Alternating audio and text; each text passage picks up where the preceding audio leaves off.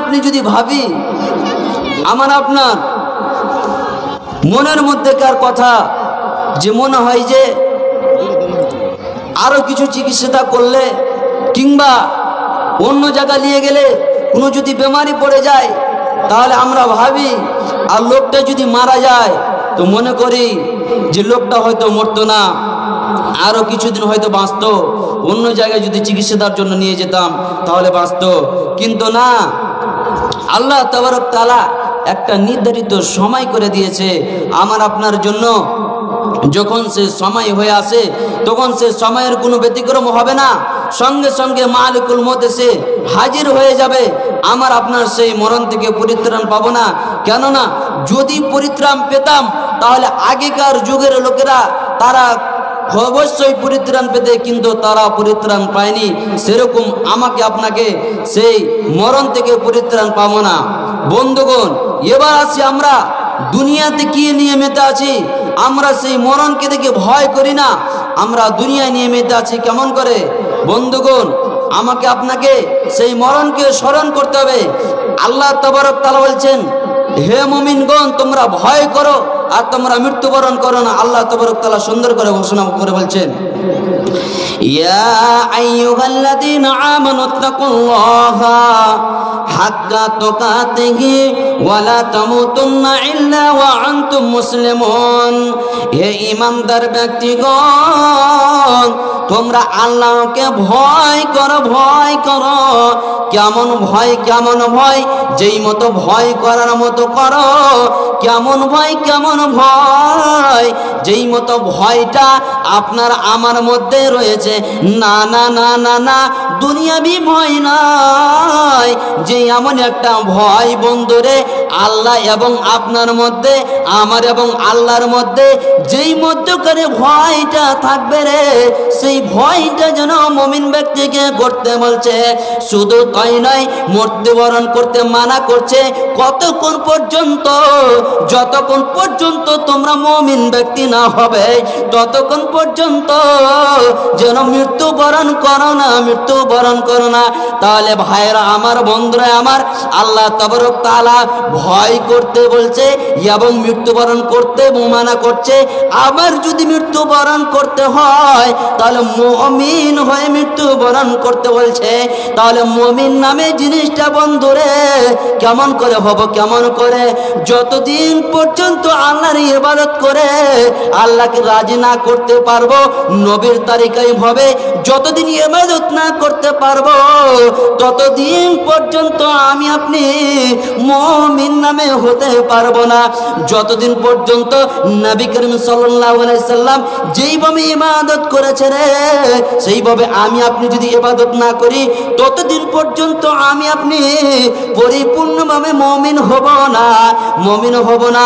কিন্তু ভাইয়েরা আমার, বন্ধুরা আমার, এমন একটা প্রশ্ন হতে পারে যে মত তো হঠাৎ চলে আসতে পারে, কিন্তু কথাটা ঠিক আমাকে আপনাকে মেনে নিতে হবে যে মত আমাদের অগ্রসর করতে পারে। কিন্তু শুধু তাই নয়, সে যতটুক সময় দিয়েছে বন্ধুরে, সব সময় আমাকে আপনাকে ভাবতে হবে। যদি জোহরের আজান হয়ে যায় তাহলে আমাকে আপনাকে সেই আসরের সময়ের অপেক্ষা করতে হবে না। এই জিনিসটা আমার আপনার ব্রেনটা রাখতে হবে যে আজকে হয়তো জোহরের ফজরের নামাজ আদায় করেছি, কালকে পড়তে পাবো কিনা এরকম আশা করতে হবে না। আজকে সন্ধ্যায় হয়ে গিয়েছে, কালকে সকালে হবে কিনা।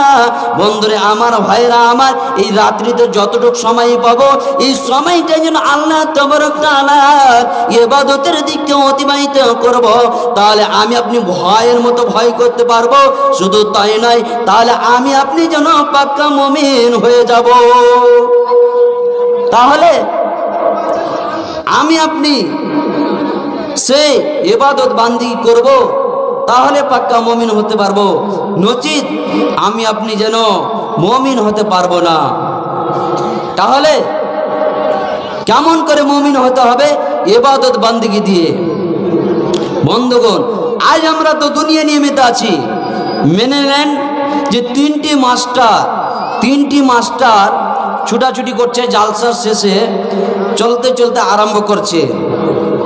তারা কি করছে? তারা দুনিয়াবি নিয়ে মেতে আছে, কিন্তু মদকে তাদের স্মরণ নাই।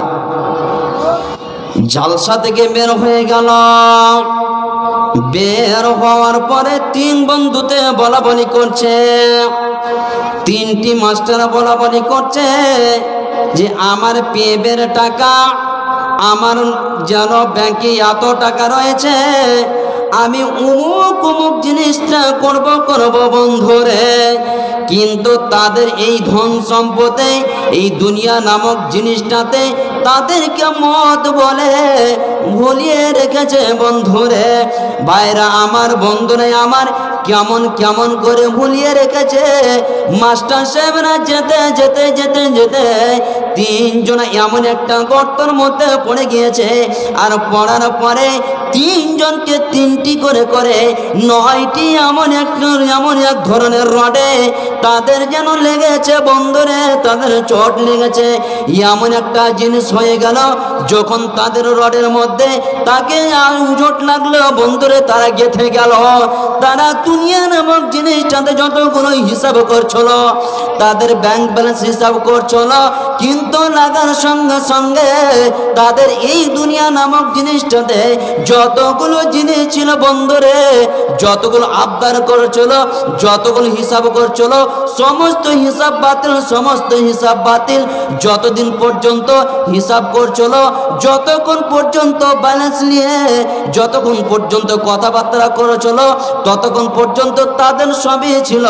যখন সেই মতের ঘাটে গেল, যখন ওই মাস্টারদেরকে রডে লেগে গেল, লাগার পরে দুনিয়া থেকে বিদায় হয়ে যাবে, ভাইরা আমার, বন্ধুরা আমার, যখন বিদায় হয়ে যাবে এই সময়তে তাদের ব্যাংক ব্যালেন্স কোথায় গেল, তাদের পিএফের ব্যালেন্স কোথায় গেল? না না না না না না না, এই মানুষের অতক্ষণ পর্যন্ত পেট ভরবে না।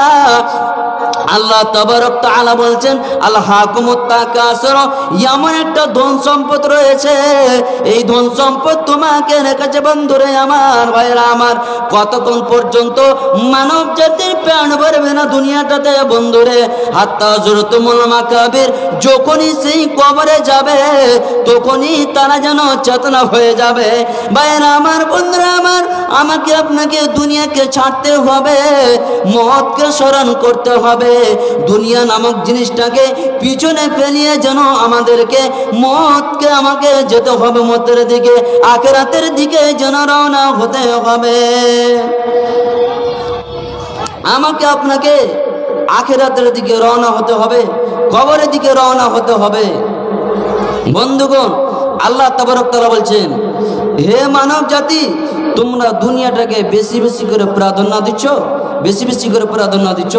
শোনো, আল্লাহ তাবারক তাআলা কি বলছেন, যে ব্যক্তিরা বেশি বেশি করে প্রাধান্য দিচ্ছে, দুনিয়ার জীবনটাকে অগ্রাধিকার দিচ্ছে, সেই ব্যক্তিদেরকে আল্লাহ তাবারক তাআলা ডেকে বলছেন, ফাআম্মা মান তাগা ওয়া আসারাল হায়াতাদ দুনিয়া ফাইন্নাল জাহিমা হিয়াল মাওয়া। যেই ব্যক্তি আল্লাহর সাথে বিদ্রোহ করলো এবং নিজের জীবনটাকে বেশি বেশি করে দুনিয়া নামক জিনিসটাতে অগ্রাধিকার দিল, আল্লাহর সাথে বিদ্রোহ করলো এবং দুনিয়ার জীবনটাকে বেশি বেশি করে যেন অগ্রাধিকার দিল বন্ধুরে। ভাইরা আমার, বন্ধুরা আমার, ও মায়েরা আমার, বোনেরা আমার, যখন ওই ব্যক্তি এইরকম করলো, এই দুনিয়ার বুকে বেঁচে থাকলো, যখন ওই ব্যক্তিটা মারা যাবে রে, যখন দুনিয়া নামক জিনিসটাকে ছেড়ে যাবে, যখন কবরে চলে যাবে, তাদের ঠিকানা হবে কোথায়? তার ঠিকানা হবে কোথায়? তার ঠিকানা হবে জাহান্নাম, তার ঠিকানা হবে জাহান্নাম। শুধু তাই নয়, শুধু তাই নয়, আল্লাহ তাবারক তাআলা বলছেন, হে মানব জাতির দল, তোমরা শুনে রাখো, যেই ব্যক্তি আমাকে ভয় করবে রে, ও আম্মা মান খাফা মাকাম রাব্বি ওয়া নাহান নাফসা আনিল হাওয়া ফাইনাল জান্নাতা হিয়াল মাওয়া।